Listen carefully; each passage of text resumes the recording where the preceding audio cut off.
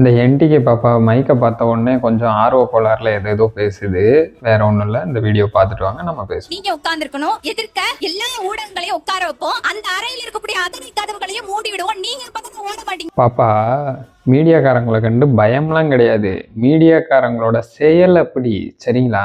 அதனால யாரை எங்க வைக்கணும்னு அவருக்கு நல்லாவே தெரியும். எந்த ஒரு நியூஸையுமே உண்மையை அப்படியே கொண்டு போய் சேர்க்கறது கிடையாது. மீடியாக்காரவங்களுக்கு என்னென்ன கற்பனை கதைகள்லாம் இருக்கோ அதை எல்லாமே சேர்த்து, அது என்னமோ சொல்லுவாங்களே, டிஆர்பி வரணும்னு, அதுக்காக வேலை செய்யறாங்க. அதனாலதான் மீடியாவை பார்த்து சந்திக்கிறது இல்லை. வேற ஒரு காரணமும் கிடையாது. மீடியாவை பார்த்து அவருக்கு பயமே கிடையாது, சரிங்களா? இன்னொரு விஷயம், மீடியா எதுக்குப்பா? அதான் மக்கள் நாங்க இருக்கோமே, எல்லாத்தையும் லைவா பார்த்துக்கிட்டு தானே இருக்கோம்.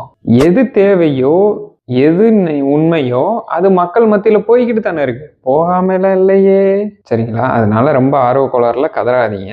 அப்புறம் சில விஷயங்கள், உங்க அண்ணன் வந்துட்டு நீங்க ஓசி வாங்கினீங்களா வாங்கலையா, என்டிகே சேர்ந்தவங்க எல்லாம் ஓசி வாங்கியிருந்தீங்கன்னா அப்போ ஓசியில புள்ள கொடுத்தா புள்ள வாங்கிக்கிடுவேன்னு கேட்டாங்கல்ல, அந்த இதுக்கு நீங்க பதில் சொல்லுங்க. உங்க அண்ணன் சீமான் தான் ஓசி வாங்காம கட்சி நடத்துறாரா, இல்ல நீங்க தான் உங்க குடும்பத்துல உங்க அம்மா அப்பா கிட்ட எல்லாம், இல்லைன்னா உங்க சொந்த பந்தத்துல எல்லாம் ஓசியை வாங்காதீங்க அப்படின்னு சொல்லியிருந்தாலும் இதுக்கு முன்னாடி ஓசி வாங்கியிருப்பீங்கல்ல, நீங்க எல்லாம் ஓசியில புள்ள கொடுத்தா வாங்கிடுவீங்களான்ற கேள்விக்கு மட்டும் பதில் சொல்லிட்டு அதுக்கப்புறம் என்டிகே இவுக்கு ஜால்ரா தட்டுங்க.